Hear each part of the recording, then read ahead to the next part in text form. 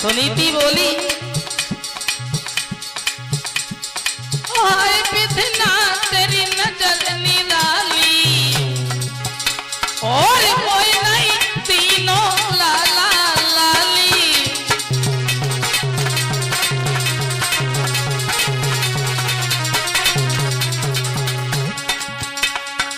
हाय रानी की गोद रही खाली प्रभु तूने नजर कहाँ पे डाली।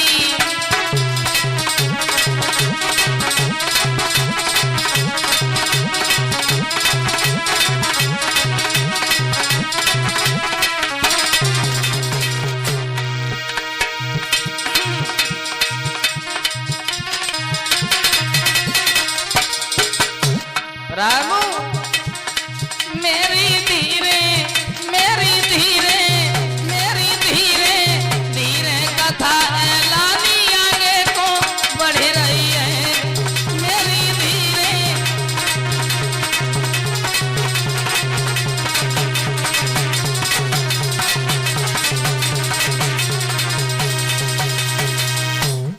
रानी सोच रही है भगवान कैसी है तेरी माया। एक पुत्र नहीं हुआ, एक पुत्र हो जाता तो इस समाज के लोग जो हमें गलत दृष्टि से देखते हैं इससे छुटकारा मिल जाता। अब रानी सुनीति ने कुछ विचार किया, सोचने लगी अपने महाराज को बुलवाएंगे उनसे हम बात करेंगे। दासी को बुलाया, दासी ओए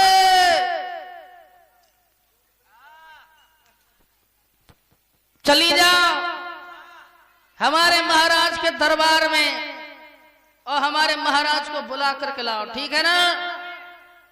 बुला करके लाओ। सवाल करना दासियों अधिकार नहीं होता है। सुनो हरी मेरी बहना जइए न चलती जइए जइए तू भज के जइए और लइए बुलाए तू मेरे कंधे को।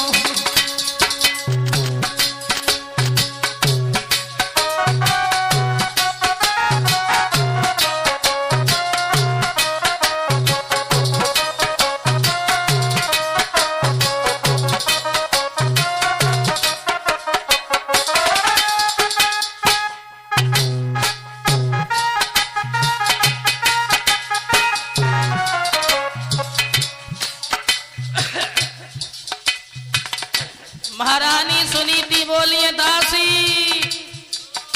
ओए चली जा।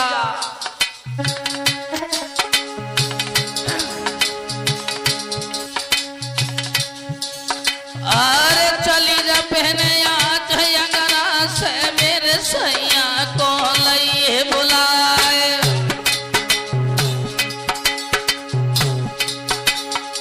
सोई बाजी में करिया रंग भवन से हो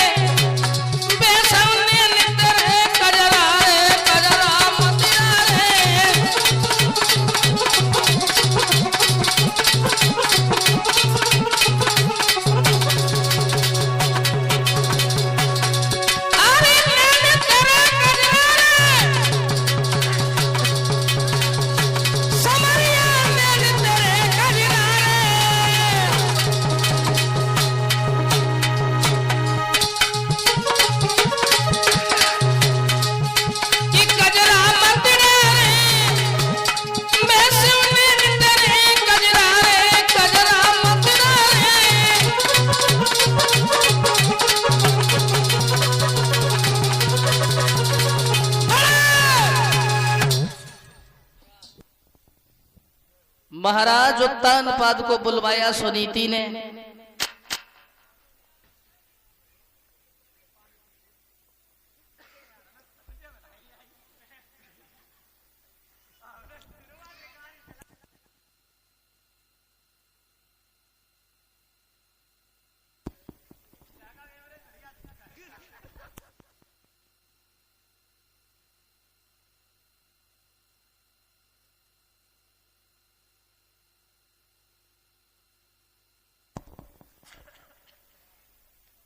सुनीति कहने लगी है, महाराज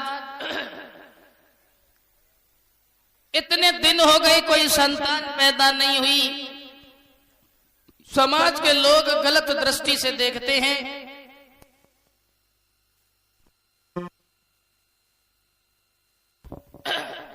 हमें बांझ बताते हैं, आपको निबल बताते हैं, हमें अच्छा नहीं लगता है।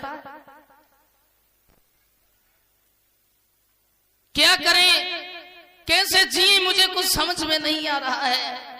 उसी समय महाराज उत्तानपाद समझाते हैं, देखो रानी, सुत देना या न देना या देकर के भी छीन लेना, ये तो सब पार ब्रह्म परमेश्वर की लीला है। हमारे और तुम्हारे करने से कुछ नहीं होगा। तुम चिंता नहीं करो और भगवान का भजन करो।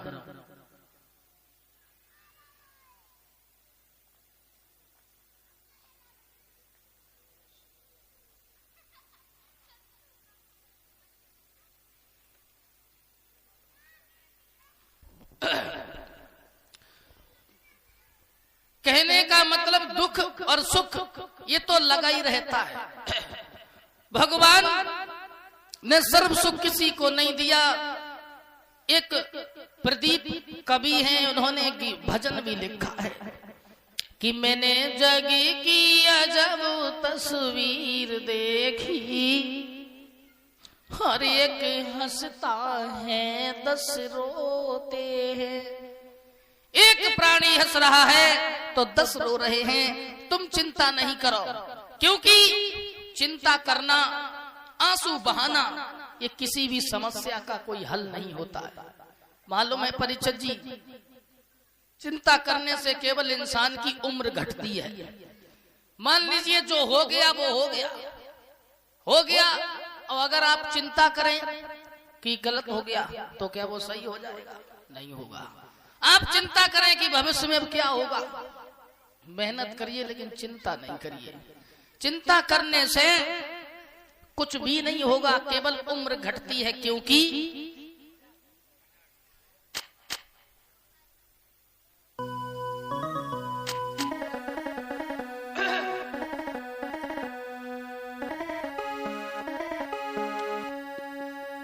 कि ये चिंता बड़ी चिता से है और नर को निर्जीव बनाती है।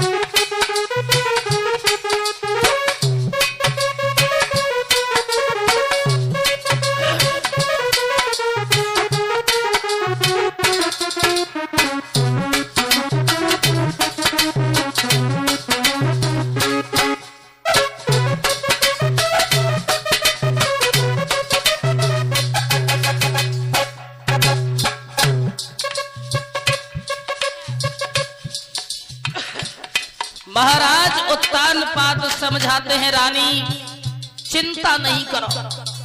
चिंता जो है ना, सुनो,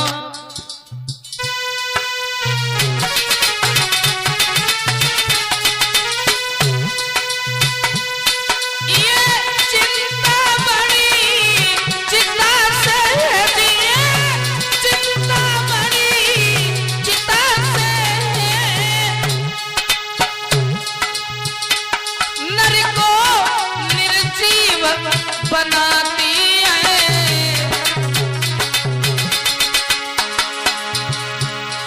मुर्दा को चिता जलाती है।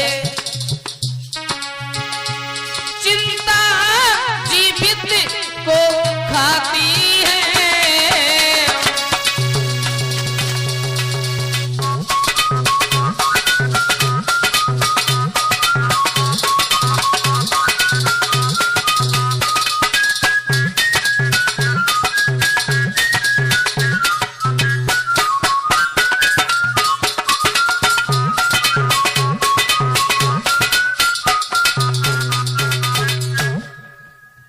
समझाया चिंता नहीं करो, भगवान का भजन करो और तुम्हारे दुख दूर होंगे तो भगवान का भजन करने से। चिंता करने से केवल भगवान यानी कि इंसान की उम्र घटती है। परिचित जी, रानी ने समझाया, सुनो, मेरे दिमाग में एक बात है महाराज, हमारे तो कोई संतान पैदा नहीं हुई, आप ऐसा करो अपना दूसरा विवाह कर लो। हमारी जो छोटी बहन आंगन में आएगी और तो उसके उधर से कोई बच्चा पैदा होगा तो कम से कम जो ये समाज के लोग हमें गलत दृष्टि से देखते हैं,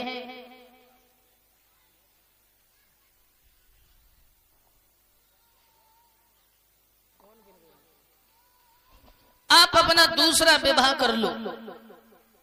महाराज उत्तानपाद कहने लगे, रानी पागल हो गई हो क्या? समाज की स्त्री ये कहती मुझे मौत मंजूर है लेकिन सौत मंजूर नहीं है। तुम्हें ये नहीं मालूम जिस घर में दो नारियां होती हैं उस घर में दो नालियां बहा करती हैं। घर बिगाड़ने का तरीका तुमने बहुत अच्छा ढूंढ लिया कि दूसरी शादी कर लो, लेकिन तुम्हें एक बात नहीं मालूम है। रानी सुनीति को समझाते हुए बोले, महाराज उत्तानपाद,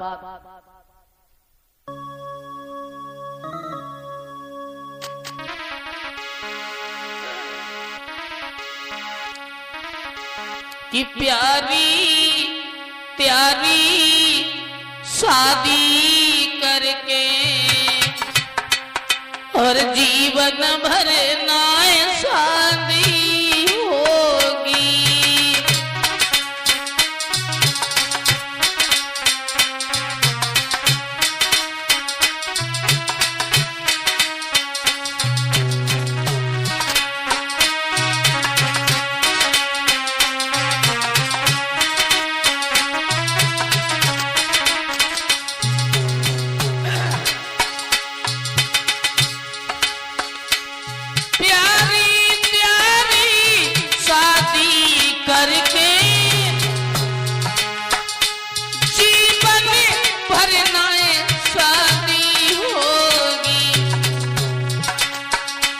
इस घर की आबादी होगी पर तेरी बर्बादी होगी।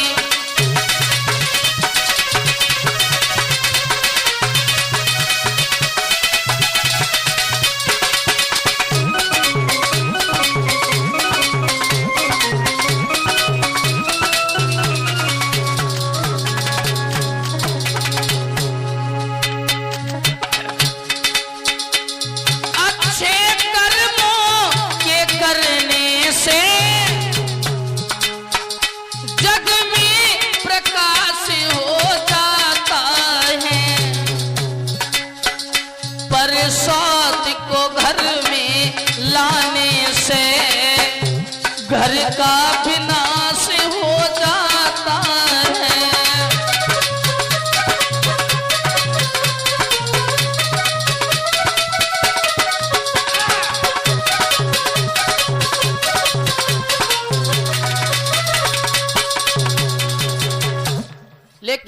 रानी सुनीति ने एक भी नहीं मानी।